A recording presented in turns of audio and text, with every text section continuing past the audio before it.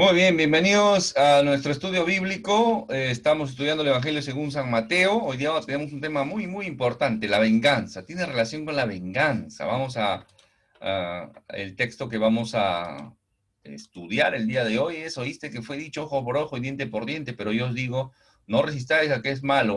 Antes, a cualquiera que te hiera la mejilla derecha, vuélvele también la otra. Y al que quiera ponerte a pleito y quitarte la túnica, déjale también la capa. Y a cualquiera que te obligue a llevar carga por una milla, ve con él dos. Al que te pida, dale, y al que quiera tomar de ti prestado, no se lo rehuses. Estábamos estudiando el Sermón del Monte, Mateo 5, del versículo 38 al 42. Es interesante cómo no es estos estudios bíblicos que son expositivos, teológicos, buscan la aplicación práctica en nuestra vida, ¿de acuerdo? Entonces, cuando nos acercamos a un estudio bíblico, no es para saber solamente más de la Biblia, llenarnos la cabeza de Biblia, sino acercarnos y conocer a nuestro Dios. Entonces, tratemos de que estos estudios bíblicos aplicarlo a nuestro contexto de vida, ¿de acuerdo? No lo dejemos pasar, no hagamos esto teología o letra muerta, hagamos que esto sea vivo en nuestro caminar diario, ¿ya? Entonces, no es mi intención que formar teólogos meramente, no es mi intención que ustedes sean teólogos, considerando que todo creyente es teólogo porque estudia al Señor, pero nosotros no estudiamos solamente, sino buscamos al Señor, conocerle a través de la Escritura, ¿de acuerdo? Entonces, y en ese afán buscamos que nuestro corazón sea transformado, moldeado al carácter de Cristo. Ese es el punto, ¿ya? Siempre aclarando, hemos visto la ira, ¿no? Cómo uno puede ser un asesino simplemente con airarse contra el prójimo. Vimos el adulterio, un tema bastante crítico también, eh, crítico y sin consideración alguna, ¿no? A los votos matrimoniales y todo lo demás. Vimos el divorcio también, un tema bastante crítico también. La importancia del juramento, ¿no? No teníamos en cuenta varios aspectos, hemos estudiado la última clase y hoy día vamos a ver el tema de la venganza, ¿no? La venganza que siempre tiende a ser desproporcionada, ¿no? La venganza siempre quiere más, la venganza no se sacia, ¿no? Quiere que la sangre llegue al río, si no, no es así. Por eso que este es un tema muy importante, es un tema muy importante. En un mundo donde todo son nuestros hay derechos de todo, pues, ¿no? Y está bien, pero hay derecho de todo, ¿no? Derecho del hombre, derecho del niño, derecho del anciano, derecho hasta de los presos, ¿no? Todos tienen derecho. Los derechos humanos han ayudado mucho a nivel internacional, pero han creado esa sociedad un tanto ególatra, ¿no? Egoísta. Una sociedad que reclama, que demanda, que exige, ¿no? Quiere más, pide más, piensa en él. Siempre los beneficios deben ser para él, ¿no? Entonces, ese es el enfoque que quiero presentarles hoy, ¿no? Y en eso, si nos vemos nosotros nada más, siempre estamos pensando primero yo, después yo, y si se puede, también yo, ¿no? Entonces, siempre el yo, siempre yo. No me importa si afecta o no afecta a los derechos del otro. No, me importa a mí, me importa lo que yo quiero, lo que yo deseo, lo que es mi derecho, lo que es mi propiedad, lo que me pertenece a mí. Entonces, siempre estoy mirando hacia mí, ¿no? Entonces, ese es un criterio bastante errado y nos lleva a problemas porque en el reino de Dios no es así. En el reino de Dios ya no soy yo, sino Cristo en mí. Gálatas 2:20, ¿sí? Ya no yo, sino Cristo en mí. Ya no soy yo sentado en el trono de mi vida, sino es Cristo quien gobierna mi vida. ¿De acuerdo? Entonces, ese es el enfoque en el reino. Acordémonos que los principios, los criterios y los valores del mundo por lo general son antivalores en relación al creyente que vive en el reino de Dios. El creyente no está esperando morir para ir al cielo, ¿no? El creyente dice, no, ya cuando me muera estaré con Dios, estaré en el reino. No, no, no. Tú le rendiste tu vida a Cristo, ya perteneces al reino de los cielos. en esta tierra, eres un representante y deberíamos ser dignos representantes del reino de Dios acá en esta tierra. Así que el enfoque que debemos tener es erradicar el egoísmo. Comenzamos por ahí. Oíste que fue dicho ojo por ojo y diente por diente. No, este es un pasaje bíblico que está en el Antiguo Testamento, ya está en Éxodo, está en Levítico, hace referencia a la ley del talión, ¿no? La ley del talión es una ley es una ley bastante antigua, la ley de la igualdad, o la ley de la semejanza, ¿no? Talión, viene una palabrita del latín, de ahí deriva la palabrita tal, ¿no? Tal, viene la ley del talión. Esta ley, lo más antiguo que se encuentra es en el código de Hammurabi, ¿no? Un rey babilonio del siglo XVIII antes de Cristo, ¿no? Entonces es lo más antiguo que se tiene sobre la ley del talión. Y después lo asumieron también los griegos, los romanos, ¿no? El ex talionis creo que es, ¿no? En el griego. Entonces, la ley de talión, la ley de la igualdad. Ahí estaba reflejado esto. Pero, ¿cuál era el propósito? El propósito de esta ley que aparece en la Torá, en el Pentateuco. ¿Cuál era el propósito? Era reducir o erradicar la maldad. Ahí Deuteronomio 19 al 20 dice, entonces haréis a él como él pensó hacer a su hermano, y quitarás el mal de en medio de ti. Y los que quedaren oirán y temerán y no volverán a hacer más una maldad semejante en medio de ti. La intención era corregir la maldad en medio del pueblo de Dios. Ese era el criterio.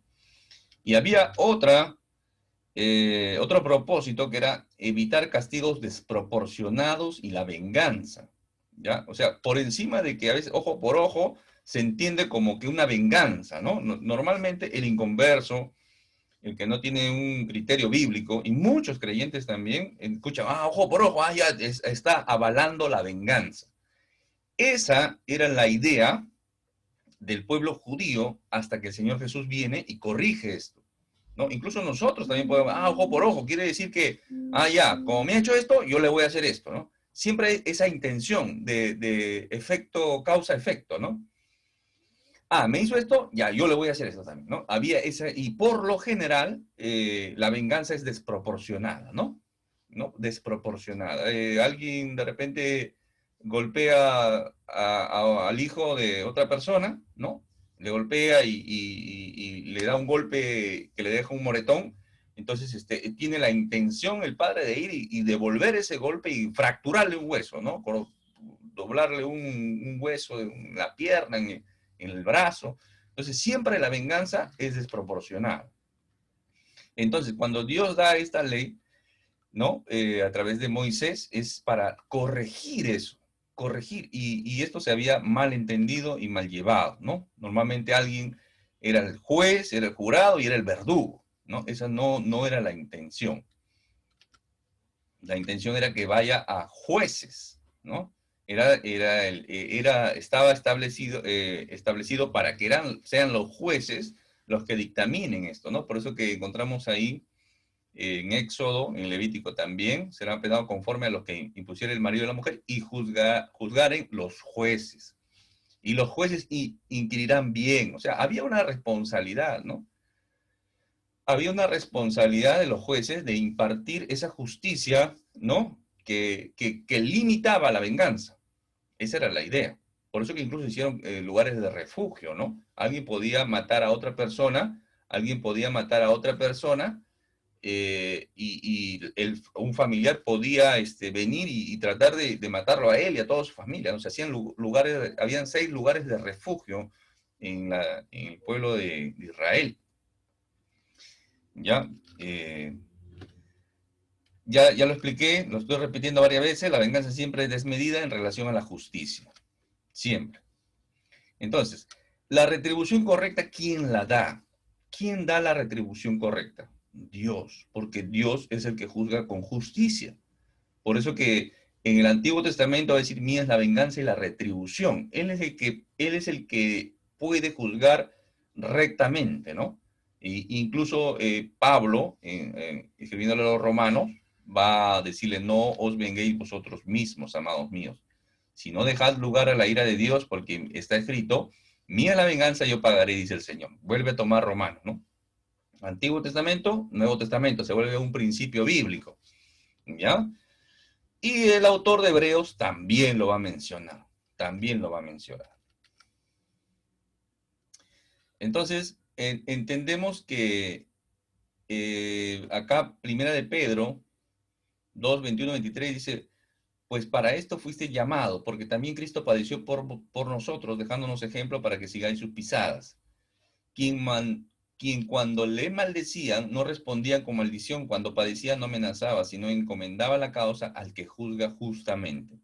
Vuelvo a repetir, el único que juzga justamente es Dios, es Dios. Qué interesante porque el Señor Jesús, estando en la cruz, él pudo haber de repente dicho, emitido juicios, ¿no? Emitido juicios para los judíos, para los romanos, para los que lo traicionaron, para los falsos testigos, para todos, ¿no? Pero qué interesante porque él aún en la cruz no maldecía, ¿no?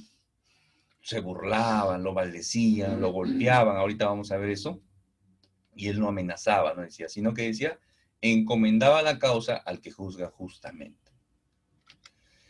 Es Dios, Dios quien juzga justamente, ¿no? Incluso cuando hace Pablo a los griegos, ¿no? A los atenienses les va a decir, en Hechos a los Apóstoles 17, 30, 31, ¿no? Pero Dios, ¿no? Habiendo pasado por alto los tiempos de esta ignorancia pagana, idólatra que vivían, ¿no? Ahora manda a todos los hombres, ¿no? En todo lugar que se arrepientan. Porque va a llegar un día en que va a juzgar, ¿no? Con justicia, dice, ¿no? Por medio de aquel a quien levantó de los muertos, al Señor Jesús, ¿sí? Haciendo referencia a él.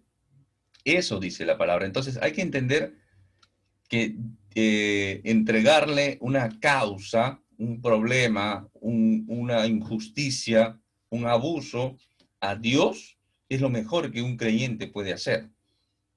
Es lo mejor que puede hacer un creyente. ¿Por qué? Porque de repente uno puede tomar la justicia por sus manos, ¿no? Por sus manos, y seguir sintiendo ese vacío, esa insatisfacción, después incluso de haber cobrado una venganza, ¿no? Por encima. Siempre va a haber un vacío y yo voy a incurrir en falta a superior o peor al daño que he recibido. Igual yo me pongo bajo la justicia de Dios. Entonces, es Dios quien juzga con justicia. ¿De acuerdo? Eso tiene que quedar claro en cuanto al ojo por ojo y diente por diente. Pero yo os digo, no resistáis al que es malo, antes a cualquiera que te hiera la mejilla derecha, vuélvele también la otra. No hay, este es un pasaje muy mal interpretado, no muchos se han mal interpretado esto, ¿no? Como que uno tiene que ser alguien que va por ahí dando, ¿no? Recibiendo golpes o dando la otra mejilla. Ese no es el criterio, ¿ya? Lo que se está llamando acá o entendiendo es que se prohíbe el resentimiento, el odio, la ira, la venganza personal. Eso es lo que el Señor Jesús está enseñando, ¿ya? Ahora, no está diciendo que hay que ser indiferente a la maldad. Eso no está diciendo el Señor Jesús, ¿ya? No, bueno, ya pasó, ya es problema de él. No está diciendo eso. No hay que ser indiferente a la maldad. No hay que ser indiferente a la injusticia, ¿ya? Jesús, por ejemplo, limpió el templo. Se fastidió, se molestó, se airó. La casa de mi padre, dice, ¿no? ¿No? Hay que resistir al diablo también, por ejemplo. También hay muchos pasajes que hablan de resistir al diablo, ¿no? Firmemente. La maldad del mundo, el mundo como sistema, el mundo demoníaco gobernado por Satanás. Hay que bregar luchar en este mundo, resistir, ¿no? Esta palabrita de resistir lo encontramos también dentro de la iglesia, ¿no? Dentro de la iglesia. Es interesante cómo dice Gálatas, Pablo escribiendo a las iglesias en la provincia de Galacia, ¿no?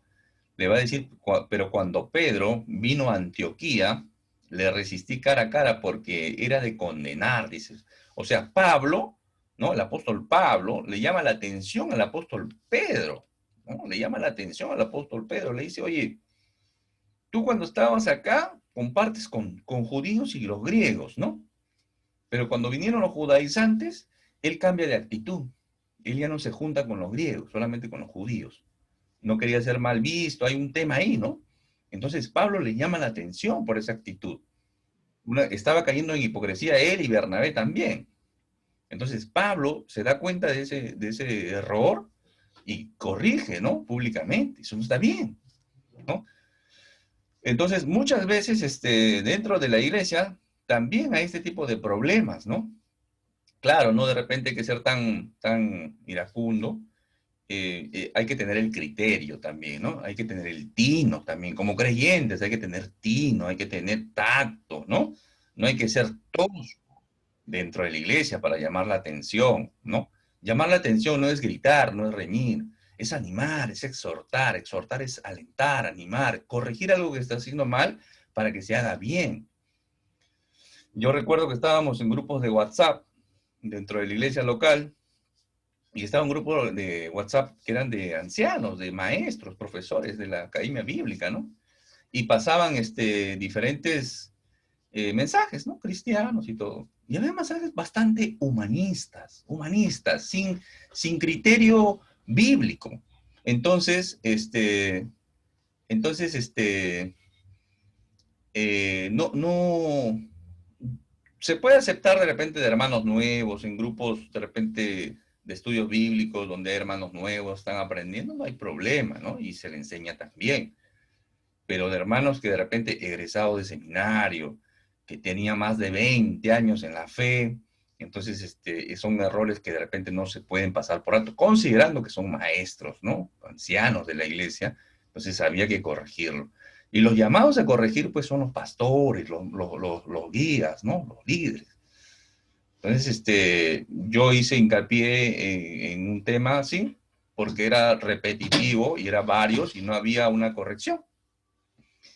Y por encima de repente de corregir al hermano, ¿no? Me corrigieron a mí más bien, ¿no? Pero bueno, lo acepté también con mansedumbre, pero creo que en el tiempo se dieron cuenta, ¿no? Entonces, hay que tener esos criterios, ¿no? Dentro de la iglesia también. Y peor aún, ¿no? Porque Pablo va a ver que hay un muchacho, ¿no? Aparentemente en un caso muy serio de inmoralidad sexual, y primero los Corintios 5:13 dice, porque a los que están fuera, Dios los jugará. Quitad pues a ese perverso de entre vosotros. O sea, lo manda a hacer una disciplina dentro de la iglesia, ¿no? Que lo expulse, ¿no? Incluso que dice que Satanás lo destruya, ¿no? Y es interesante esto que Pablo hace acá en esta disciplina, la iglesia en Corinto. Primera a Timoteo 5:20 dice, a los que persisten en pecar, repréndelos delante de todos para que los demás también teman. O sea, la disciplina dentro de la iglesia se debe dar, se debe dar. Porque muchas veces nos hacemos de la vista gorda, como se dice, ¿no? Nos hacemos los locos y dejamos pasar. Y esa, esa levadura comienza a leudar la masa, comienza a leudar la iglesia. Parece mentira, pero afecta a la iglesia. Entonces tiene que haber una disciplina. Disciplina no es maltrato, disciplina no es humillación. Disciplina es disciplina y se hace en el amor del Señor. Por eso que Mateo, Dios permita que lleguemos a Mateo 18, ahí vamos a aprender un poco más sobre la disciplina, ¿no?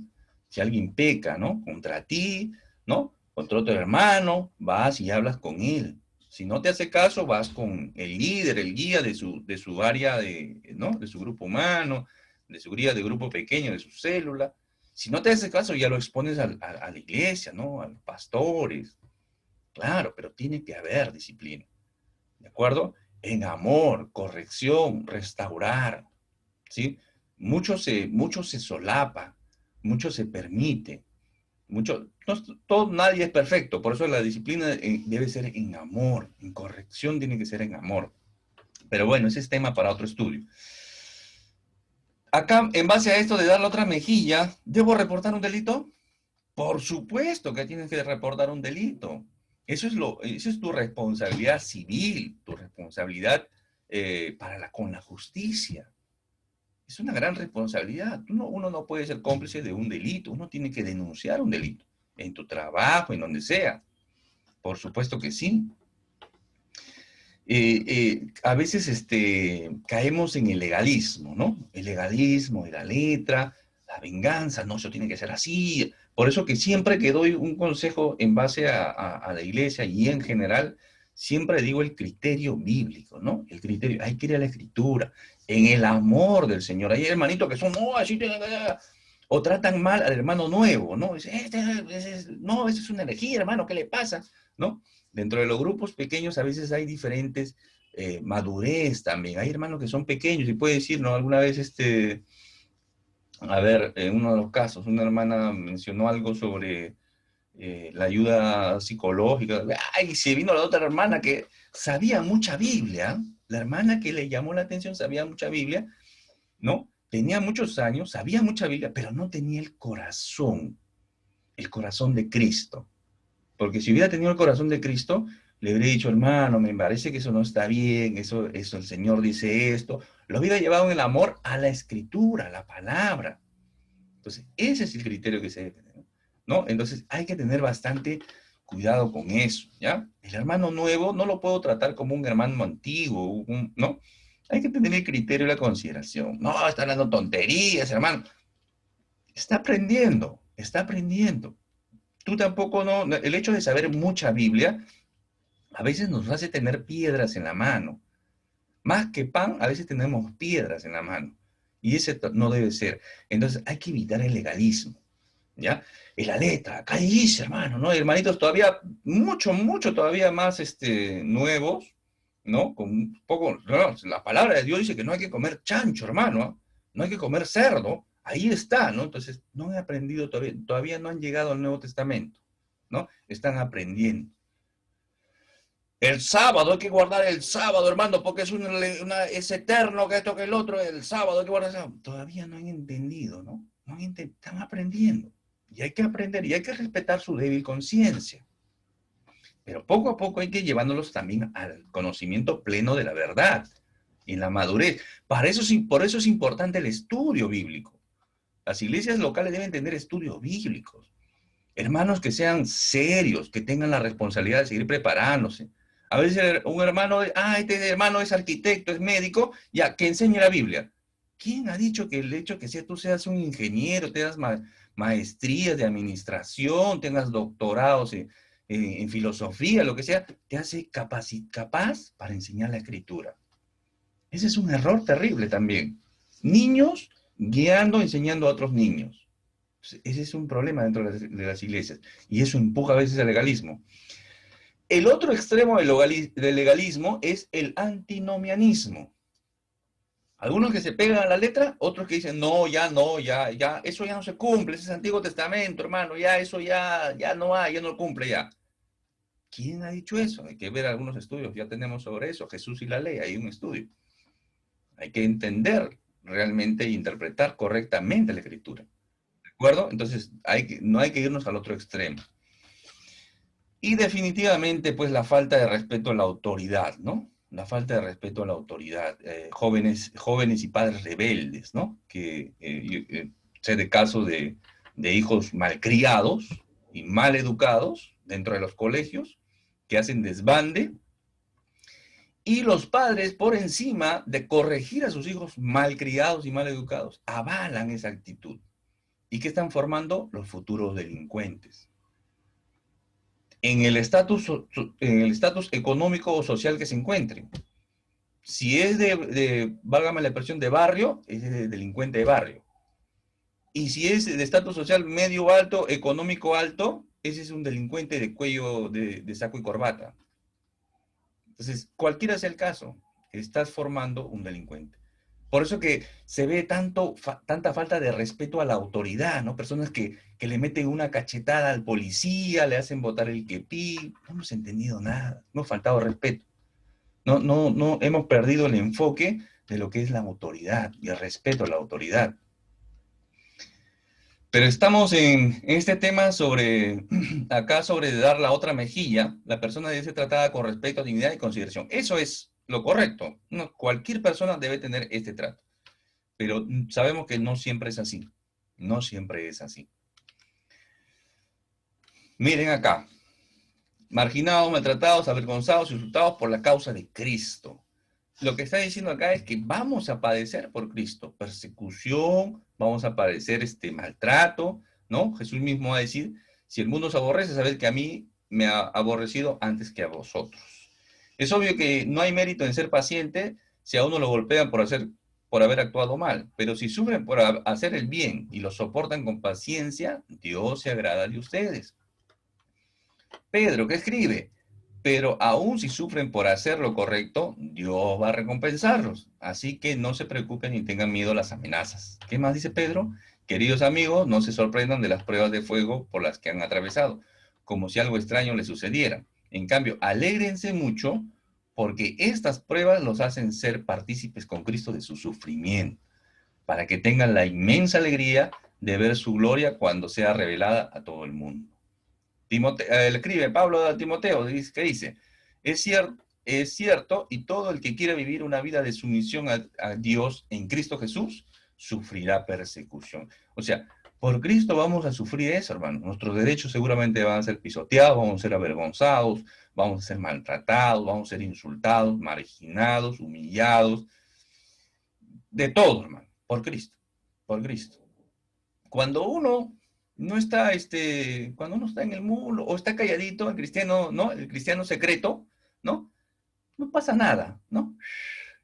Pero cuando el cristiano expone algo que está mal, algo que no está en la escritura, algo que se está enseñando mal, algo que se está haciendo mal, algo que está mal en el trabajo, cualquier cosa dolosa, delincuencial, criminal, el cristiano va a ser perseguido, maltratado. Entonces, esa es la plena seguridad que debemos tener, ¿no? Como Pablo, ¿no? Pablo y Silas estaban en Filipos y liberaron de un espíritu de adivinación a una muchacha, los llevaron a juicio, los azotaron, ¿no? Los encarcelaron, terminaron presos con el cepo, ¿no? Sus pies puestos en el cepo. Así como esta imagen, dicen en la prisión más profunda, ¿no? En la celda más profunda, ¿no? Consideramos que esta era una celda hacia abajo, no era una celda horizontal, sino vertical, y ellos estaban al último. Tal vez esa luz ahí no refleje realmente en donde estaban, ¿no? Pero ¿qué estaban haciendo ellos? Estaban maldiciendo a los romanos, a los soldados, a los carceleros, estaban maldiciendo. No. ¿Saben qué estaban haciendo ellos, hermanos?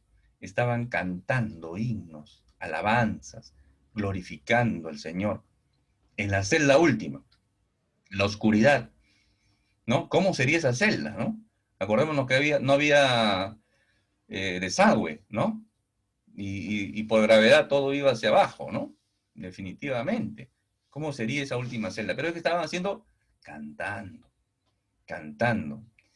Y hay un terremoto, al final se rompe el cepo, ellos no huyen, se convierte el carcelero. El carcelero y su familia se convierten, se bautizan. Interesante la actitud. ¿Cuál es la actitud que quiero resaltar? La actitud del corazón. Estaban sufriendo por Cristo, estaban padeciendo por Cristo, estaban glorificando a Dios y confiando en el Señor. ¿De acuerdo? Esa es la actitud que un creyente debe desarrollar, la actitud del corazón. ¿Ya? Entonces, entendiendo un poquito más esto del golpe en la mejilla, o en el rostro en general, para el judío era un acto de humillación, era un acto de desprecio.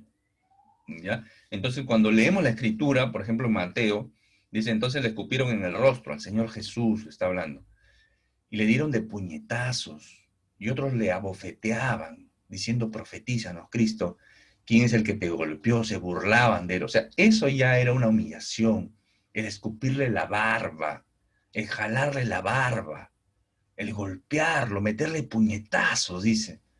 Eso tuvo que pasar el Señor Jesús, por ti y por mí, hermano. Por ti y por mí. Esa humillación, ya el simplemente hecho de golpearlo en el rostro, ya era humillante. Escupirle la barba era ya el peor desprecio que podía uno sufrir, ¿no? En ese entorno cultural era así.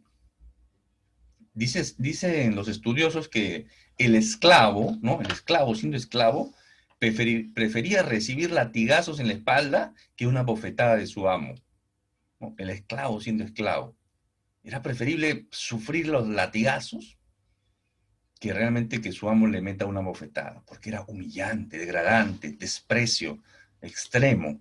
Ese es por eso que a veces lo leemos, lo escupieron y lo golpearon y lo entendemos así. No, había un tema de humillación, ya había un tema de humillación.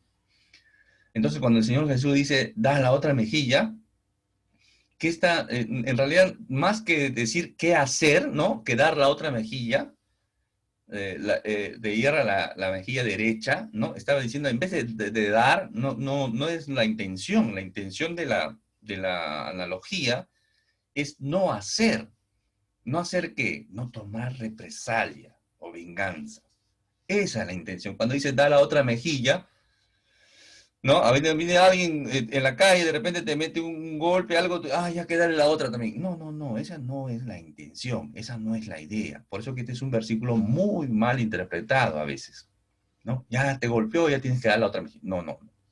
La intención es corregir, limitar o anular la represalia o la venganza. ¿Quién lo puede hacer eso, no?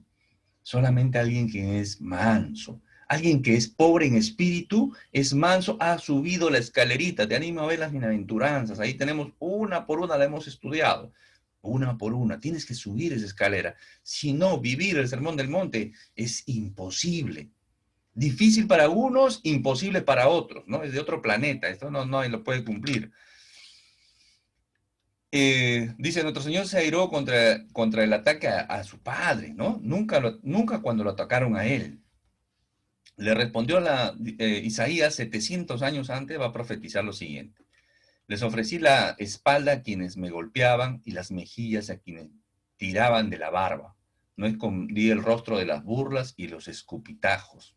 700 años el profeta Isaías va a escribir esto haciendo referencia al Mesías, al Señor Jesús, ¿no? Y Lucas va a decir, ¿no? Cuando estaba ahí, y Jesús decía, Padre, perdónalos porque no saben lo que hacen, ¿no? Ese Señor clavado, sufriendo para tomar una bocanada de aire, ¿no? Ahí crucificado, haciendo ese esfuerzo para llenar sus pulmones, ¿no? Con el dolor en sus pies, en sus manos. Y dice esto, ¿no? Tremendo, tremendo. Tremendo. Esta corta oración tuvo, por supuesto que tuvo bendición, ¿no? Por supuesto que sí tuvo bendición. Fue escuchado. Esta oración que hace el Señor en la cruz fue escuchada. Se convierte en un ladrón se convierte. Se convierte el centurión que le había clavado la lanza. Se convierte en muchos sacerdotes judíos después. No, eso está en Hechos. Entonces, esa bendición alcanzó.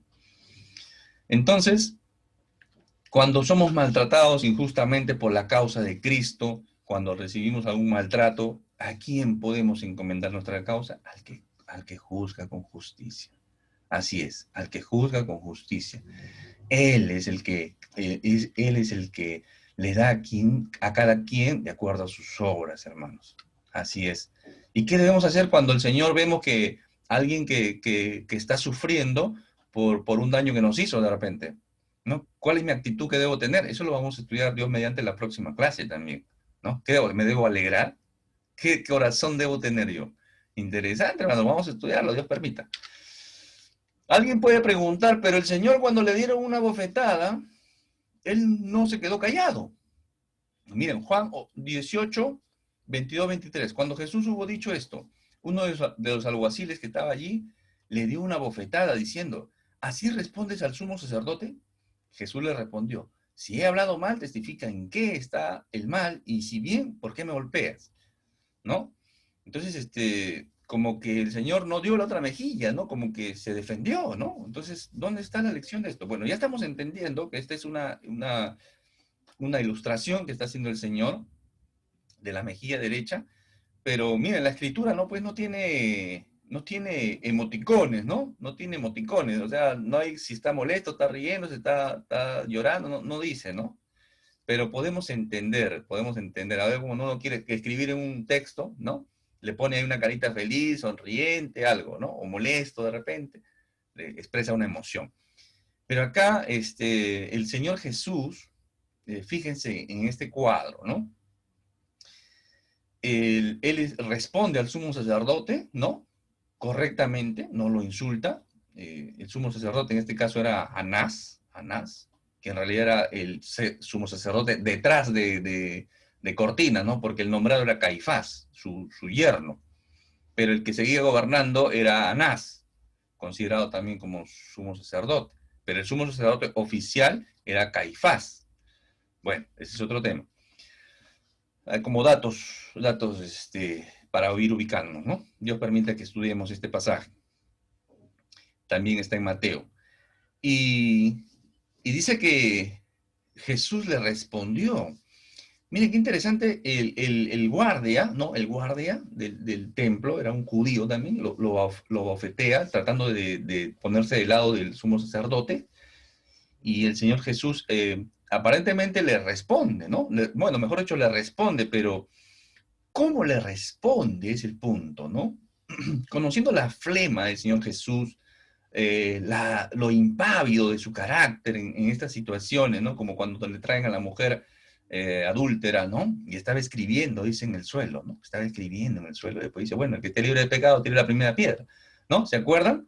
Entonces, nos imaginamos este cuadro, ¿no? El Señor recibe la bofetada, se recupera seguramente del golpe y dice, ¿no? Si he hablado mal, testifica en qué está el mal. Y si bien, ¿por qué me golpeas? ¿No? O sea, imaginamos que el Señor responde con esa tranquilidad, con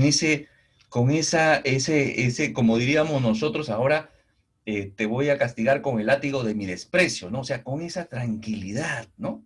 Con esas palabras precisas. ¿Y saben qué dice después el siguiente versículo, hermanos? Tanto el alguacil, ¿no? El alguacil, el guardia, como el sumo sacerdote, no dice la escritura si se dirige al que lo golpeó, pero indirectamente o directamente también al sumo sacerdote o a Anás, le dice esto, ¿no? Entonces, ambos, con estas palabras, se quedan sin argumento. Se quedan sin argumento. Él no dice, no devuelve, no le da una patada, no se quiere trompear, no hay reacción, simplemente dice esto. Si he hablado mal, testifica en qué está el mal. Y si bien, ¿por qué me golpeas? Y no hay argumento. El peso de esas palabras se carga la conciencia de estos hombres y la palabra de Dios dice en el siguiente versículo, no dice nada más, simplemente Anás lo envía con Caifás. ¿Por qué? Porque no hay respuesta. ¿Se dan cuenta? Es interesante lo que el Señor hace y nos enseña. Dice, al que quiera ponerte a pleito y quitarte la túnica, déjale también la capa. Este es un segundo aspecto. El primer aspecto vendría a ser nuestra dignidad, ¿no? Nuestra dignidad como persona. Este aspecto que el Señor menciona, no se nota de repente, pero este aspecto habla de un tema judicial, de un tema legal, de un tema de seguridad personal, ¿no? ¿Por qué? Porque la túnica era la prenda interior de la ropa, ¿no? Que iba dentro, y la capa era el abrigo exterior. La capa era muy importante, ¿no? Por eso que en Éxodo vamos a leer que dice, si tomares en prenda el vestido de tu prójimo a la puesta del sol, se lo devolverás, porque solo eso es su cubierta en su vestido para cubrir su cuerpo. ¿En qué dormirá? Y cuando él clamare a mí, y yo le oiré, porque soy misericordioso. ¿Qué quiere decir? Que esta capa le servía como frazada también, era su colcha, su edredón portátil, por decirlo de alguna manera. Él se cubría, se protegía con esto, ¿ya? Eso es lo que está diciendo acá en la escritura, ¿ya? Entonces, muchas veces nosotros egoístamente también vemos eso, ¿no? Y por eso que Pablo va a escribir, pero cuantas cosas eran para mi ganancia, las he estimado como pérdida por el amor de Cristo.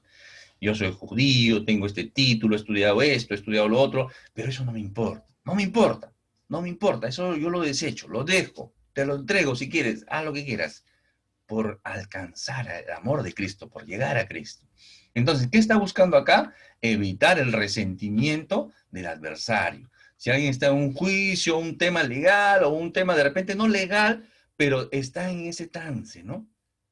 A veces hay personas que se matan por terrenos, ¿no? Hermanos de sangre, ¿no? De papá y de mamá, se matan por terreno. Yo, hermano, tantos casos yo podría mencionarles y tantas experiencias personales, ¿no? Como el Señor, cuando uno tiene ese corazón, dice, bueno, ya está bien, ¿no?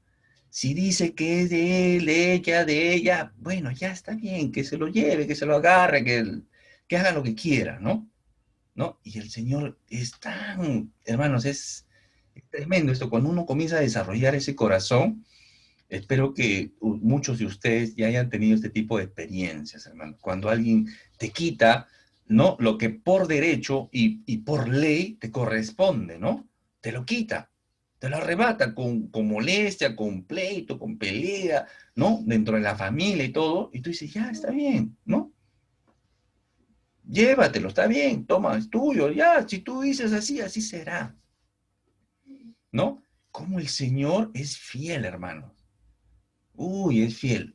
Yo espero que ustedes, cada uno, tenga una de estas experiencias. Y de repente, si tú estás en un litigio, un tema así, está en tu corazón, hermanos. Está en tu corazón el seguir o no seguir. Pero yo te puedo decir, siendo un poco subjetivo también, ¿no? Pero si me alineo a la palabra, soy objetivo. El Señor dice, si te quiere quitar la túnica, dale también la capa. ¿Ya? No te está diciendo la ropa solamente. Está hablando, por eso cuando comencé este estudio, te comencé diciendo, aplícalo a tu contexto. Hay gente que se ha peleado por la medianera, se ha peleado por el jardín, que este 10 centímetros es mío. Terrible, terrible, ¿no? Por citar un ejemplo nomás de tierra, de cosas, ¿no? A veces, pero no, este es mío, este es mío. Ya, bueno, llévatelo, pues, ¿no? En el trabajo, no, ya, ya, si tú dices que es tuyo, yo te creo, pero si estás mintiendo es cosa tuya, ¿no? Si tú estás mintiendo y te lo estás robando, problema es tuyo al final. Ya está bien, normal, como diríamos nosotros ahora, ya, bueno, ya perdí, pero ya perdí. Pero esa no debe ser la intención de tu corazón. No, sí, bueno, ya está bien. Si tú dices, yo te creo, ¿no? Envueltos, ¿no? Envueltos. No, señor, porque yo le he dado esto, no, que usted me ha dado 10, yo le he dado 20, si tú dices es 20, pues yo te he dado tanto, pero si tú dices, ya no hay forma de mostrarte, bueno, a la larga es que te va a ir mal es a ti, ¿no? Y es así, hermanos, es así. Lo que alguien te lo robó, alguien te lo quitó, el Señor te bendice por otro lado. Uy, tremendo, ¿no? Tremendo, estafas y una serie de cosas, ¿no? Entre hermanos también había juicios en Corintios. Uy, la carta a los Corintios, la primera carta es para corregir tontos problemas que habían ahí en esa iglesia. Uno de ellos es que se estaban llevando a juicio los hermanos, se estaban llevando a juicio. Entonces Pablo le dice, oye, ¿no hay un anciano entre ustedes? ¿No hay alguien maduro que guíe y juzgue entre ustedes? Que ustedes lleguen a un juicio correcto entre ustedes. O sea, no hay entre ustedes un anciano, se va a decir 1 Corintios 6. ¿Ya? Bueno, ya está bien, dice Pablo, ya está bien. Mira, y le dice lo siguiente. Así que, por cierto, es ya una falta entre vosotros que tengáis pleitos entre vosotros mismos. ¿Por qué no sufrís más bien el agravio? Dice Pablo. Que este es un desafío, hermano. No sé si estás captando, estás entendiendo, espero que lo entiendas. Cáptalo bien, hermano. Pablo le está diciendo, ¿por qué mejor no sufres el agravio? Ya está bien, ya está bien. Y tú, pero ¿por qué mejor no sufres el agravio? La siguiente pregunta que les hace Pablo, ¿por qué no sufre más bien el ser defraudado? Ya, no importa. Esas son las palabras que sería todo un estudio, hermano. O sea, si ya te robó, ya bueno, ya te robó, pues, ¿no? Si es tu hermano, ya te robó. Un tiempo se va a dar cuenta. Así es, si tenemos el mismo espíritu, el Espíritu Santo, hermanos, nos guía, Si no es creyente y no tiene el Espíritu Santo, definitivamente el Señor igual le va a tomar cuentas. Ese es el punto, pero entre cristianos a veces hay eso, ¿no? ¿No? El que se ofenden, se quitan cosas, de repente, eso es lo que estaba pasando acá. Y dije, ¿por qué mejor no sufres el agravio? ¿Por qué no sufres el ser defraudado, no? O sea, no solamente de repente de cosas material, sino también de cosas personal, ¿no? De tu integridad personal. Eso es lo que está diciendo Pablo acá. Ya, bien, déjalo, pues, ¿no? Y así es, hermanos. Y parece mentira. Si somos creyentes, el tiempo, el Señor nos alinea, hace que nos redarguya, que dice, oye, sí, yo ofendí a ese hermano tenía razón, ¿no? Entonces, y vuelve, y nos perdonamos y volvemos, ¿no? Porque tenemos el mismo espíritu. Y si no es creyente y de repente te agravió, te robó, te ofendió, el Señor igual le toma cuentas. En el estudio anterior les comentaba que encontré un gráfico donde había una mujer llorando, ¿no? Una mujer llorando, se ve la imagen de la mujer llorando, ¿no? Y decía, estoy llorando porque estoy llorando porque mi esposo me ha engañado, ¿no? Mi esposo me ha sido infiel. Y estaba llorando, pero lo curioso viene después, ¿no? Lo que dice ahí, ¿no? Dice, porque dice la palabra que Dios juzgará a los adúlteros y a los infieles, ¿no? A los fornicarios. Pues estaba llorando por su esposo, en realidad, no por el dolor que le había causado de esa herida en el alma. Entonces, Dios le va a tomar en cuenta eso. Ese realmente debería, hasta ahí ya deberíamos parar el estudio y realmente recapacitar en esto. Deberíamos, ya hasta ahí bastante lo estamos aprendiendo y seguramente bastante tenemos que corregir. Pero el Señor sigue, y en este aspecto es nuestra relación, ¿no? Y a cualquiera que te obligue a llevar carga por una milla, ve con él dos. Ve dos. ¿Cómo? O sea, está abusando de mí. Ese era un criterio, ¿no? O sea, en el contexto romano, el imperio dominante, un soldado podía tomar a un civil y decirle, oye, ayúdame a llevar mi equipaje. Su equipaje puede ser su armamento, su escudo, sus mochilas, sus bolsas, su morral, lo que sea, ¿no? Ayúdame a llevar mi mochila, mi equipaje. Tenía que, y el civil, ¿no? Subyugado por el imperio romano, tenía que cumplir esa orden.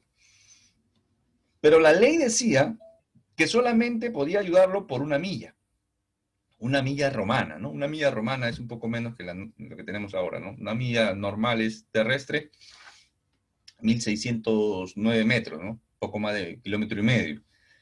Una milla romana es 1.481 metros, ¿no? Poco menos de kilómetro y medio. Pero esa era la milla, ¿no? Que tenían que ayudarle. Entonces, ¿qué dice el Señor? Si alguien te pide que le ayude, estaba hablando de los romanos, ¿no? Del contexto en el que estaba viviendo. Ayúdale tú, camina tú con él dos. Eso es lo que estaba diciendo. Interesante, interesante lo que le está diciendo el Señor. Estaba rompiendo muchos esquemas, ¿no? ¿Qué crece en el corazón de alguien que es obligado a hacer algo que no desea? ¿No? ¿Qué crece? Rencor. Claro, están abusando de ti.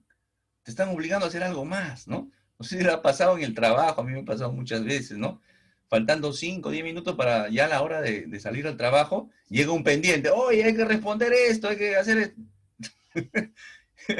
Y tú estás pensando ya que quieres ir a tu casa con tu familia, ¿no? O de repente la movilidad te va a dejar, no se sabe, ¿no? Cualquiera sea, pero llega eso justo y tienes que hacerlo.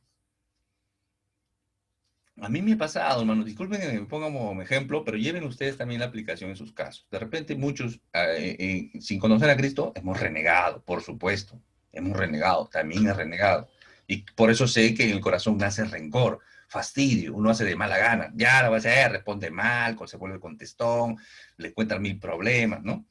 Pero cuando uno está en Cristo es diferente. Nos puede fastidiar, pero reaccionamos. Digo, bueno, está bien, ¿no? Hermanos, el lunes es pesado, dice. El lunes es odioso. Todos odian el lunes. ¿Por qué odian? ¿Por qué odian? No, porque el lunes hay que ir a trabajar. Claro, pero muchos no van a trabajar el lunes porque no tienen trabajo. Entonces, ¿qué tenemos que hacer nosotros los que tenemos trabajo? Agradecer a Dios por el trabajo. Hay que amar el lunes, y hay que amar el martes y miércoles hasta el sábado.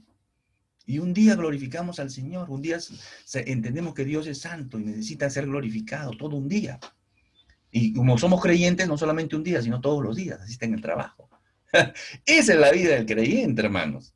Esa es la vida del creyente. Entonces, ¿qué hace? Crece en el corazón el odio, el rencor, ¿no?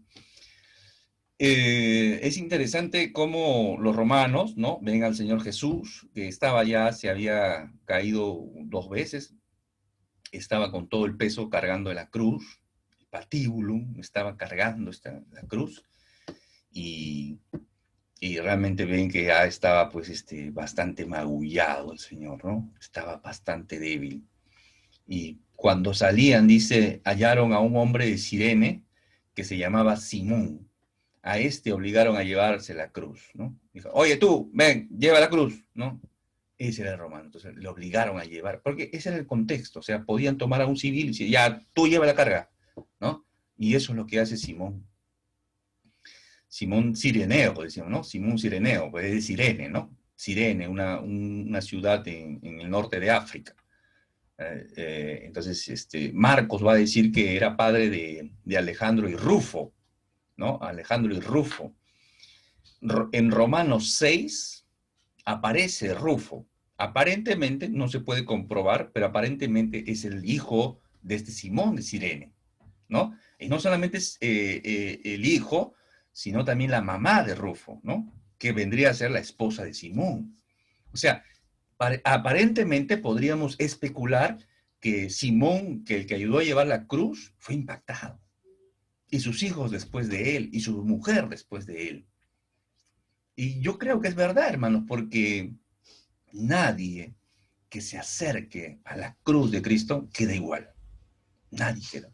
Tú no quedaste igual, yo no quedé igual. Cuando llegamos a la cruz de Cristo, hermanos, nuestra vida es impactada. Sí, entender lo que pasó en aquella cruz realmente nos lleva a vivir en adoración, sin importar las consecuencias. Hacer lo que dice mi Señor, no lo que dice el hombre.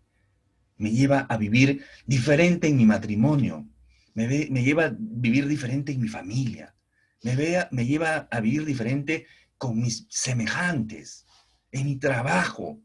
La cruz nos impacta, hermanos. La cruz, ahora, no estamos hablando de la madera, ¿no? Siempre aclarando también, porque ahora cada cosa que se dan con estas sectas, estoy hablando del sacrificio de Cristo en aquella cruz. Acercarme a Cristo, a ese sacrificio en aquella cruz, no me deja igual, me transforma, me cambia el corazón, me cambia la vida, me cambia mi ser. Vivo para adorar a Dios. Donde esté, en mi trabajo, con lo que sea, con lo que pueda, le adoro, porque entiendo lo que Él hizo en aquella cruz. Esa es la cruz, hermano. Ese es el sacrificio de Cristo en la cruz. Y yo creo que la familia y también el propio Simón quedaron impactados con esto, de poder haber cargado esa cruz de Cristo. Tremendo, tremendo, hermanos. Entonces, esa es la idea. La idea es, si uno, lleva dos. Ayúdale dos. Bueno, la ley dice que le debías ayudar una. Bueno, la siguiente milla que le vas a ayudar, que sirva para evangelizar, ¿no? ¿Cómo lo podríamos aplicar a nuestras vidas? Tú busca la aplicación en tu vida, pero hay múltiples aplicaciones en tu vida, ¿no? Alguien que te dice, oye, ¿me puedes apoyar con esto? Y tú le ayudas con más. Esa es la milla extra, ¿no? Tantas lecciones de autoayuda. A veces yo escucho o libros, ¿no? La milla extra, camina la milla extra, camina esto, o haz esto, la milla extra. Y lo vemos en libros de autoayuda. La gente, ¿cómo se devora los libros de autoayuda? Y acá está. Tu ayuda es Cristo. Cristo es tu ayuda. Muchas lecciones salgan de la Biblia y lo hacen autoayuda, temas de corte psicológico. Y sale en la Biblia. Tú puedes hacer todo lo que tú quieras, camina 1, 2, 3, 4 millas si quieres. Si no tienes el corazón moldeado por Cristo, no sirve de nada. Tú harás plata, serás exitoso bajo los ojos del mundo. Pero para Dios no eres nada, no eres nadie. Pobre, miserable, desnudo. Así nos ve Dios. Pero si realmente subimos esa escalerita de las bienaventuranzas, somos luz y sal, y caminamos de acuerdo a los estatutos, los lineamientos que Dios nos da para vivir en el reino, para ser dignos representantes del reino. Entonces es diferente, es diferente. Ahí caminamos la milla extra. Un cieguito me dice, Señor, disculpe, ¿me puede ayudar a pasar? Te ayudo a pasar, ¿y a dónde vas? No, voy acá a 5 cuadras, no se preocupe, y lo acompaño. Esa es una milla extra. Señor, disculpe, no he comido, ¿puede ayudarme? No he comido, si no quiere no me dé plata, pero no he comido. No te preocupes, yo estoy yendo justamente también a almorzar. Vamos, te invito a almorzar. Y le invito a almorzar. ¿Cuántas historias de estas hay de inconversos? ¿Las habrá de creyentes? Esperemos que sí, hermanos. Y de repente lo hemos hecho, hagámoslo. Esa es la milla extra. Esa es la milla extra del creyente. Esa es la que transforma, esa es la que cambia. En tu trabajo también. No te limites de repente a hacer lo que solamente tienes que hacer. Haz la milla extra. ¿Y qué dice el Señor? Al que es diligente de su trabajo, lo manda a trabajar con reyes, dice la palabra. Interesante, interesante. ¿Cuál es la idea entonces? Erradicar el deseo de venganza y rencor. Entonces, oye, tú, ayúdame a cargar. Y iba renegando, cómo no se muere este soldado romano, ¿no? Cómo no le da diarrea, no sé, ¿no? Tú vas meditando esas maldiciones en tu cabeza y tu corazón se va envenenando. Por eso que el título de este estudio es la venganza es dulce. Claro, es un dulce veneno para ti que te lo tomas. Es un dulce veneno para el que lo toma, para el que lo desea.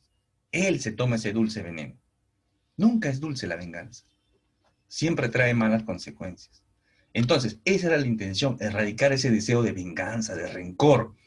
¿Por qué? Porque alguien podía avanzar una milla, ya dejaba, ¿sabes qué? Hasta acá te ayudo, la ley dice esto, ya, hasta ahí no me ayudo. Pero esa persona se iba caminando otra milla, pero de odio, pero de rencor en su corazón. ¿Es así o no? Claro. Ya pasó el abuso, ya pasó la injusticia, pero todavía tu corazón está con rencor, con odio. ¿Sí o no? Hay una historia en la India, había un muchachito que comienza a ir a su casa, ¿no? Por la calle, y comienza a llover.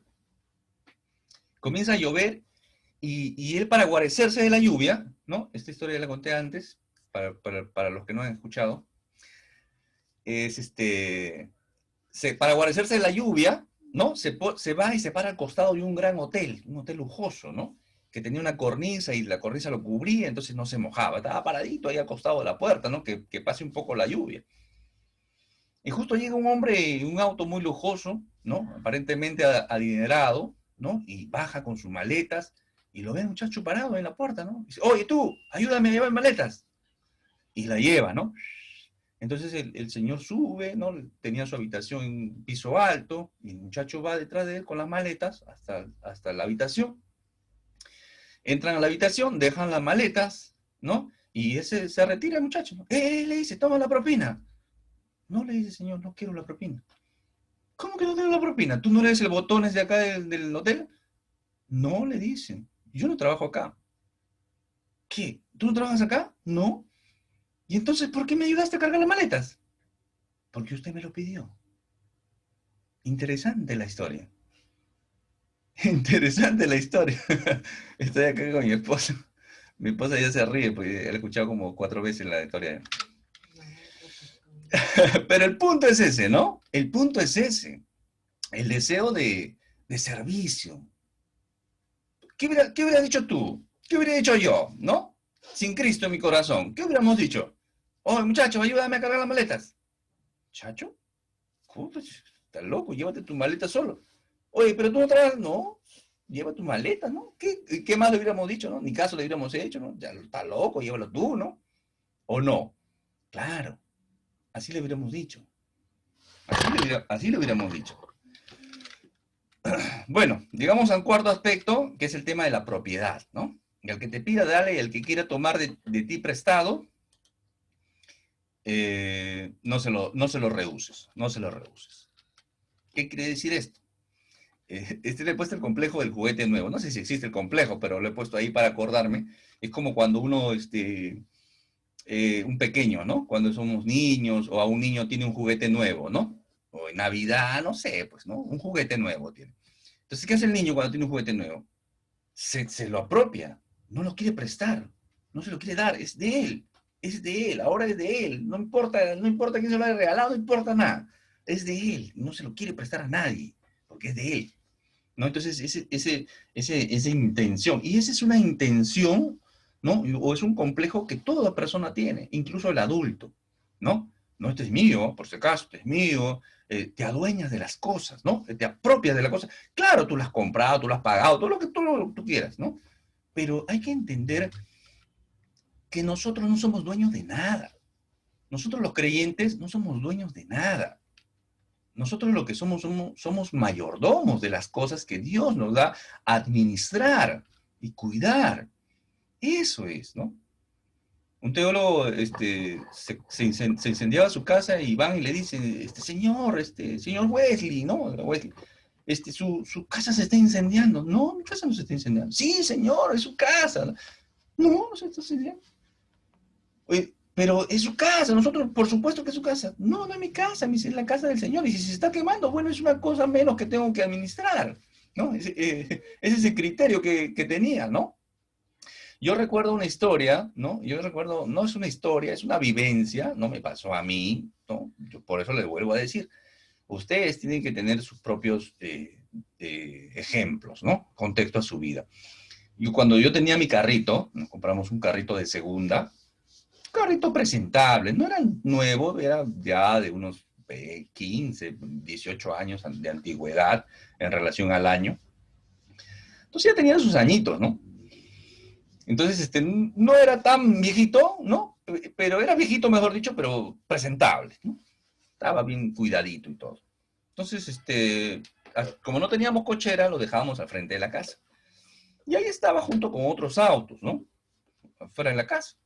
Entonces yo un día salgo a trabajar y miro el carro, voy a abrir la puerta y tenía un rayón, hermano. Lo miro bien y el rayón se iba, pero hasta la parte de la maletera, ¿no? O sea, alguien había agarrado algo punzocortante, ¿no? Y lo había caminado rayando el carro, ¿no? Yo, al día, bueno, regreso del trabajo, todo, bueno, tuve que salir con Meche, y Meche va a entrar por el otro lado, y le estaba contando, oye, Meche, mira, han rayado el carro, le dijo. Entonces, ella me dice, oye, acá también, ¿no? O sea, el que había rayado el carro, no se había contentado con rayarlo por mi lado, por el lado del chofer, sino que se dio la vuelta y siguió rayando todo el carro, ¿no? Unos rayones profundos, pues, ¿no? Se notaban, pero así a la mala, ¿no? Entonces, yo dije, bueno, ¿no? O sea, que este es un carrito de segunda, es un carrito que me ha dado el Señor, ¿no? Y es del Señor, ¿no? O sea, el problema no es conmigo, el problema es con el que lo ha rayado, el problema es con el dueño. Y así se lo digo, se lo dije a Meche, ¿no? Meche sí se esponjó un poco, ¿no? Dijo, oye, sí, pero hay que ver las cámaras, que esto, que lo otro, porque habían cámaras y todo. Yo le digo, ¿qué necesidad hay? Ya lo dejamos, y lo dejamos pasar, ¿no? Y así andaba yo con el carro rayado, ¿no? Así andaba y nunca averigüé quién fue, nunca, lo que sí recuerdo de ese carrito es que el señor nunca me dejó, sin combustible, ¿no? Siempre me proveyó combustible, entonces fue una de gran ayuda el carrito, pero lo que quiero resaltar es eso, ¿no? No, no me enervó, no me dijo, oye, voy a averiguar. No, no, sí, se lo entregué al Señor la causa, ¿no? Y el que hizo eso seguramente, el Señor se encargará de retribuirle de acuerdo a las intenciones o a la maldad de su corazón, ¿no? Y así podría contarles de cosas que una vez nos iban a hacer un trabajo de un vidrio, un estante en vidrio, nos estafaron también con un dinero adelantado. El Señor fue fiel, hermano. El Señor fue fiel, siempre encomendando la causa al Señor. Ay, tonto el hermano, tonto es. Podemos parecer los cristianos a veces tontos, hermanos, a veces tontos, pero hay que tener bastante cuidado con eso, porque he escuchado cristianos, hermano, por si acaso el cristiano es manso, pero no menso, ¿ah? ¿No? Eso ya lo dije en otro estudio también, pero para los que no vieron ese estudio, ¿no? O a veces peor, ¿no? Peor todavía, dice, ¿no? Por si acaso, hermano, por si acaso el cristiano es bondadoso, pero no baboso, dice, ¿no? O sea, el cristiano parece sonso, manso, menso, baboso, lo que sea, hermanos. Porque tiene un corazón de paloma, un corazón de oveja, un corazón noble, un corazón de Cristo. Así es. Quien se mete con nosotros se mete con nuestro Padre. Y él es el que juzga con justicia.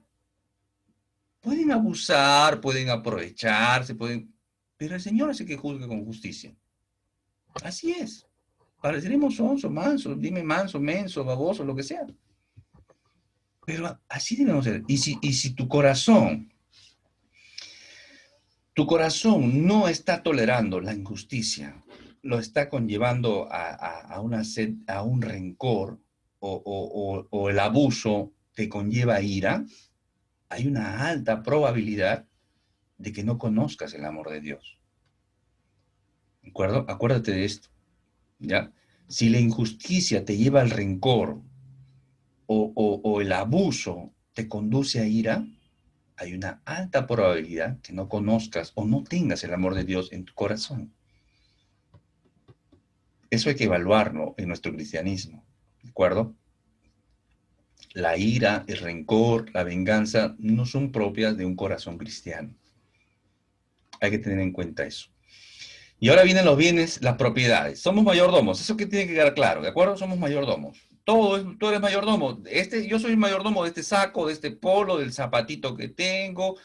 Tú eres mayordomo de lo que te da. Si tú tienes un Mercedes-Benz, tienes un 4x4, eres mayordomo también de eso, ¿de acuerdo? Eres mayordomo. Mayordomo, eres mayordomo, ¿de acuerdo? De todo lo material, eres mayordomo, no eres dueño. Eso tiene que quedar claro. Y eso va a traerte menos dolor, ¿no? Menos dolor también, ¿no? Hoy día me encontré con un hermano justo. Me dice, hermano, mira, venía de servirle al Señor, del extranjero, viene por el ministerio que él tiene. Y dice que los 2 días se quemó su taller de carpintería. Se quemó todo. Perdió bastantes cosas, ¿no? Y justo estaba en mudanza. Le digo, bueno, definitivamente alguien estaba molesto, hermano. Sí, me dijo, hermano, sí, sabe que el enemigo no duerme, pero también lo entendí que el Señor de repente quería que me vaya a nuevo local con nuevas herramientas, ¿no? Lo tomó de esa manera, ¿no? Y qué bueno, ¿no? O sea, él lo tomó así, me lo dijo así y nos reímos, ¿no? Nos reímos. Ese es, hermano. Somos mayordomos. Y en cuanto a lo material, hay que evitar, pues, la usura, ¿no? Si un hermano nos pide de repente, ¿no? Dice que si el que tiene bienes materiales en esta tierra y ve a su hermano padecer necesidad y cierra contra él su corazón, ¿cómo mora el amor de Dios en él? ¿No? Ahí lo dice Santiago, lo dice Juan, ahí hay varios pasajes, ¿ya? Y peor aún, ¿no? El que se aprovecha de la necesidad del hermano también. Es un negocio, hermano. Somos hermanos, pero negocios son negocios, ¿de acuerdo? Una cosa es la familia, como dicen, ¿no? Una cosa es la familia, otra cosa son los negocios, ¿no? Igualito, ¿no? Los cristianos, otra cosa son los negocios, hermano. Así que te presto tanto, pero me das el 15, el 20, el 30%, ¿no? Ya el Señor había establecido eso en el Antiguo Testamento, ya evita la usura. Éxodo 22-25 dice, si prestas dinero a cualquiera de mi pueblo que pase necesidad, no le cobres interés como acostumbran a hacer los prestamistas. Siempre habrá algunos que serán pobres en tu tierra, por eso te ordeno que compartas tus bienes generosamente con ellos y también con otros israelitas que pasen necesidad. El Señor ya lo había establecido. El punto es que no es que quiere o necesita. A veces también es, no, hermano, quiero para esto, ¿quieres o necesitas? Eso hay que tener en cuenta también. Ahora, hay que entender que no hay que darlo por obligación, sino de buena gana. O sea, tener ese deseo, esa intención, el corazón de apoyar al hermano, ¿no? Como digo, hermano, de repente no te puedo apoyar económicamente, pero ¿qué te parece si hacemos esto? ¿No? Hermano, mira, ve, yo no tengo para apoyar, pero vamos a hablar con el grupo pequeño, vamos a hacer una canasta, te vamos a apoyar con una canastita. No te preocupes, hermano, tienes este problema, vamos a hacer entre los hermanos, vamos a hacer una, como diríamos ahora, una chanchita, ¿no? Una junta, una colectita, y te vamos a entregar, te vamos a apoyar. Esa es la manera, esa es la actitud. No es dar indiscriminadamente también, ¿no? A veces, hermano, dice, hermano, pero a veces uno no sabe si te están engañando. Sí, efectivamente, ¿no? Hay tantas personas que se aprovechan de la buena intención de las personas y mienten, ¿no? Se hacen los cojos, se hacen los ciegos, se hacen los desvalidos, o incluso hasta las mujeres se alquilan la criatura, ¿no? Había un lugar donde te alquilaban la criatura, oye, te alquilo, vecina, alquílame a tu hijito ya, por 5 horas, ¿no? Se le alquilaba para estar pidiendo dinero con la criatura ahí, ¿no? Se alquilaba la criatura. Y así podríamos, otras personas que piden para medicina, mienten, ¿no? Ese es el problema. Hay que tener discernimiento espiritual, ¿de acuerdo? Hay que tener bastante discernimiento, pero cuando uno realmente ve a alguien padecer la necesidad o nace en tu corazón apoyarlo, hazlo, hermano. Hazlo. Eso es, hazlo de buena gana, de buena intención. Muy bien, vamos llegando a la conclusión. El salmista va a decir, encomienda a Jehová tu camino y confía en él, y él hará. Exhibirá tu justicia como la luz y tu derecho como el mediodía. Qué interesante es esto porque a veces nos mancillan, nos difaman, tantas cosas, hermano, incluso dentro de la iglesia, pero el Señor dice que exhibe tu justicia como la luz, tu derecho como el mediodía, brillante, como es el mediodía, el sol radiante al mediodía. Guarda silencio ante Jehová y espera en él. No te alteres con motivos del que prospera en su camino, por el hombre que hace maldades. Deja la ira y desecha el enojo. No te excites en manera alguna a hacer lo malo. No te apures, tranquilo. Deja al Señor, el Señor tiene sus tiempos, hermano. Tranquilo. Mantén paz, esa paz con Dios, tranquilo. ¿Y quién puede vivir así? Alguien puede estar, ¿quién puede vivir así? ¿Quién puede tener ese carácter? ¿Quién puede tener ese corazón? ¿Quién no es rencoroso? ¿Quién no es vengativo? ¿Quién no odia? ¿No? Pues si vivimos para el Señor vivimos, y si morimos para el Señor morimos, y así pues sea que vivamos y que o que muramos, del Señor somos. Ese es el criterio. Tranquilo, no dejes que la venganza, el odio, el rencor, la ira comience a desarrollar una raíz de amargura en tu corazón. Un creyente vive así, alguien que le ha rendido su vida a Cristo. Solamente, si tú realmente estás en rencillas, en odio, conflictos, litigios, lo que sea, no conoces al Señor, ríndele tu vida. Ríndele tu vida a Cristo, deja que Él ordene tu vida. Deja que Él te dé ese corazón de oveja, noble. Que escucha la voz de tu pastor, ¿no? Hace poco pasaron en el grupo de WhatsApp un video de cómo los ovejitas conocen la voz de su pastor, ¿no? Qué interesante.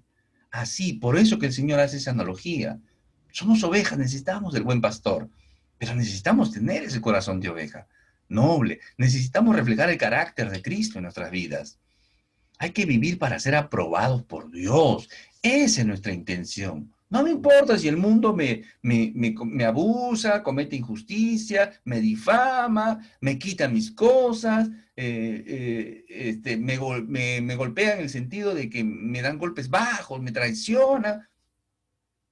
Estoy bien con mi Dios, como dice el himno, ¿sí? Como dice el himno, ¿no? Que hay una canción, ¿no? Una alabanza. Estoy bien con Dios, estoy bien. Todo se está derrumbando, estoy bien con Dios. Quiero ser aprobado por Dios. Con Él quiero tener buena nota, no con los hombres. No me importa. No me importa si me difaman, no les parece, si les parece, no, hermano, no. Que no te importa eso. Que te preocupe vivir aprobado por Dios. Como Abraham y Lot. Ejemplos clásicos, ¿no? Abraham y Lot en la Biblia. Abraham, el anciano, el patriarca, el que tenía toda la potestad de llamarle la atención a su sobrino, que el sobrino se había colado, lo había llevado por gracia, por amor, era huérfano de padre, había muerto el hermano de Lot, el papá de Lot, perdón, el hermano de Abraham, el papá de Lot. Pero crecen, multiplican, prosperan, son bendecidos, ¿no? Y hay conflicto entre ellos, ¿no? ¿Y qué hace Lot? Dice, mira, si tú tomas la decisión de irte para allá, yo me voy para acá. Si tú te vas para allá, yo me voy para el otro lado. Y le da la potestad de elegir al sobrino. Él tenía que elegir. Él era el patriarca, pero él no abusa de eso. Nobleza, ¿se dan cuenta? Este sobrino, ¿qué pensaría alguien, no? En el mundo. Le he traído, ¿no? Malagradecido, encima que estoy con él, ha prosperado, lo ha ayudado a prosperar, y encima se quería pelear por las ovejas, ¿no? ¿Sabe qué? Yo nos vamos a separar, ¿no? No, ¿qué hace Abraham? Le dice, bueno, sobrino, tú elige. ¿Y qué hizo Lot? Miró la tierra más próspera, ¿no? ¿No? Y ¡fum! Dijo, allá me voy, tío. ¿Y a dónde se fue a meter? A Sodoma y Gomorra. A Sodoma, pues, ¿no? José y sus hermanos, ¿no? Lo envidiaban, lo quisieron matar, lo terminan vendiendo, el hombre termina en la cárcel, ¿no? Difamado. Uy, la vida de José, ¿no? ¿Qué no le pasó a José? Imagínense en todos esos años, ¿no? Cómo estaba el corazón de José para con sus hermanos que lo querían matar, no lo querían vender, ¿eh? Lo querían matar. Es por Judá que no lo matan, su hermano Judá. No lo matan. ¿Y cómo estaría el corazón de ese muchacho? ¿Cómo estaría ese corazón? ¿Saben cómo estaba? Afiliado, pegado a Dios. ¿Y por qué lo dices? ¿De cómo sabes tú? Claro, porque no quiso estar con la mujer de Potifar, la mujer de su amo. ¿Por qué? Porque no quiso, era joven, no tenía nada que perder, diríamos ahora, ¿no? ¿Por qué? Porque no quería ofender a Dios. O sea, en medio del dolor de lo que le habían hecho sus hermanos, él estaba ceñido a Dios, pegado a Dios, confiando en Dios, aún en la cárcel, 2 años en la cárcel, olvidado, etcétera, etcétera. Y sus hermanos después van a pedirle comida, ¿sí? Ustedes ya saben la historia, si no, ahí lean en Génesis. ¿Y qué hace José? Termina perdonándoles a sus hermanos, llorando en sus hombros. Esa es una escena, hay que meterse, hermanos, en la escritura, no lean por leer la Biblia. Me da mucho gusto, hace poco un hermano me comenta, mis hermanos, estoy leyendo Daniel y es fascinante. Claro que sí. Daniel es el héroe, es uno de mis héroes de la fe. No hace concesiones, Daniel. No, ya leí Daniel. No, no entendiste nada. Métete, vive con él. José llorando con sus hermanos. Es un cuadro que a mí muchas veces me ha conmovido y ha hecho que se lagunen mis ojos. Porque ese, o sea, el corazón odioso, rencoroso, vengativo, no sale, no sale, aparece un corazón perdonador. Es una figura de Cristo, es un tipo de Cristo, José. David y Saúl, ¿no? David y Saúl. Estaba Saúl metido en una cueva haciendo sus necesidades y David estaba cerca a él con la espada para matarlo y no lo mata. ¿Pero por qué tenía que matarlo? Porque Saúl lo estaba buscando para matarlo a David y David estaba huyendo por el desierto. Y Saúl entra justo a la cueva donde estaba David y le dice, oye, y sus hombres le dicen, ahora mátalo a este desgraciado, mátalo. ¿Y qué hace David? Solamente le corta parte de su túnica le corta. Y dice, ¿cómo yo voy a levantar mi espada contra el ungido de Dios? Saúl había sido ungido como rey también, David también, pero él tenía todo el derecho, estaría en todo su derecho de matarlo. Uno, porque lo quería matar, otro, porque había sido ya ungido como rey, etcétera, etcétera. Corazón de David, ¿qué dice? Yo no puedo levantar no puedo levantar mi espada contra el ungido de Dios. ¿Se dan cuenta? Ese es el corazón que necesitamos tener. Eliseo y el ejército asirio. Esta historia es fascinante, hermano. Eliseo está siendo buscado por un ejército enemigo, porque Eliseo siempre le decía al ejército de Israel dónde lo iban a atacar. Entonces él ya sabía. Y entonces el ejército enemigo dice, oye, siempre que vamos a atacar, siempre nos adelantan la ofensiva. No, lo que pasa es que hay un hombre llamado Eliseo, ese es el que le para dateando. ¿Saben qué? Averigüen dónde está. Señor, está en Dotán. Vayan con un ejército a Dotán, rodeen toda la ciudad y solamente para matarlos a esos.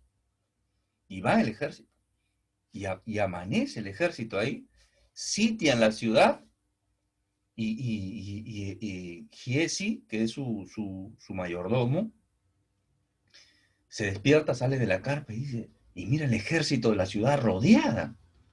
Y le dice, Señor, le dice, nos han rodeado un ejército. Y Eliseo sale de su carpa, ¿no? De su tienda, y mira el ejército, y le dice, tranquilo, tranquilo. Y le dice, pero más son los que están con nosotros que ellos. Era un gran ejército que los había rodeado, y él decía, más son los que están con nosotros que ellos. Y el siervo se queda sorprendido y dice, ¿pero qué pasó? Este se está volviendo loco.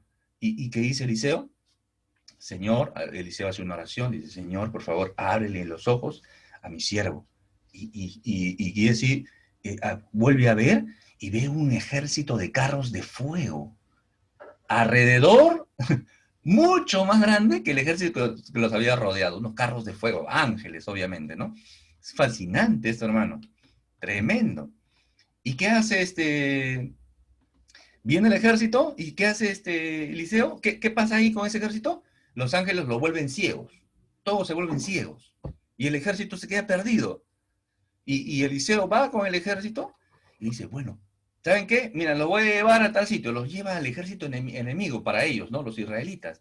Y llega el ejército israelita y dice, oye, nos han traído al ejército enemigo y los han puesto acá en bandeja de oro, ¿no? ¿Y qué dice? ¿Qué hacemos con ellos? Los matamos a todos. ¿Y saben qué dice Eliseo? ¿No? Que lo querían matar a él. Un corazón vengativo que ha dicho, mátenlos, corten la cabeza a todos. ¿Qué dice Eliseo? ¿Cómo lo vamos a matar? Denles de comer y devuélvanlos. ¿Se dan cuenta? Que esto es tremendo, hermano. Esto debe impactar nuestra vida, esto debe impactar nuestros corazones. Esto no es leyenda, esto no es mito. Estas son historias reales. El siervo de Dios, Eliseo, ¿no? ¿Cómo lo vamos a matar? Denles de comer, denles de beber, aliméntenlos y que se vayan. Uf, eso es genial, hermanos. Ya Esteban ya es el punto, la cereza sobre la nuez, ¿no? Tremendo siervo. Comenzó sirviendo las mesas humildemente, ¿no? Atendiendo a la iglesia humildemente. Dios lo estaba lleno del Espíritu, dice la palabra. Comienza a evangelizar, comienza a hablar, comienza a defender. En su defensa, lo lleva en un recorrido por el Antiguo Testamento. Uno lee su defensa en el libro de los Hechos, un recorrido por el Antiguo Testamento. Les hace un estudio, pero un barrido teológico a todos. Y aún así, ¿no? Lo lapidan, lo apedrean, lo matan. Y él cuando estaba recibiendo esos piedrones, ¿qué dice? Estando de rodillas, dice la palabra, clamó a gran voz, dijo, no le tomes en cuenta este pecado. Le estaban agarrando a piedrazos, hermano. Imagínate una piedrita nomás, ¿no? O cuando te pisan los pies en el transporte público, ¿no? ¿Cómo reaccionamos? Este estaba recibiendo piedras, hermano. ¿Y qué dice? No le tomes en cuenta este pecado. ¿De quién lo había aprendido? Del Señor Jesús, pues hermano. Del Señor Jesús. Un hombre como tú y como yo, sufriendo por la causa de Cristo, encomendando su causa a Él y pidiendo, intercediendo, que no les tomara en cuenta ese pecado. Ese es el corazón que necesitamos. Ese es el corazón que necesitamos. Por eso que este capítulo 5 va a terminar, sed pues vosotros perfectos como vuestro Padre que está en los cielos es perfecto. Esa es la perfección a la que debemos caminar. Hacia allá debemos caminar. Ese es el corazón que debemos tener. Eso es lo que estudiamos acá. Así que no raíz de amargura, no odio, no rencor, etcétera, etcétera, hermanos. He quedado claro, creo. Este es un estudio bastante, nos confronta y nos capacita mucho, hermano. Realmente nos capacita mucho. Nuestra próxima lección, el odio que consume, hermanos. Tremendo tema también, Dios lo permita que lo guiemos. Encontré esto por ahí, muchos dicen con orgullo, ¿no? Solo Dios me puede juzgar, ¿no? Tú no eres nadie, ¿no? Te pregunto, dicen, ¿no te asusta que sea Dios quien te juzgue? El autor de Hebreo va a escribir y inspirando Dios su palabra, horrenda cosa es caer en manos del Dios vivo. Realmente vivimos como nos da la gana, pecamos como nos da la gana, ¿no? Incluso dentro de la iglesia vivimos un cristianismo mediocre, ¿no? Escondemos las cosas, mentimos, difamamos, nos molestamos con el que no piensa como nosotros, ¿no? Diferentes cosas aún dentro de la iglesia.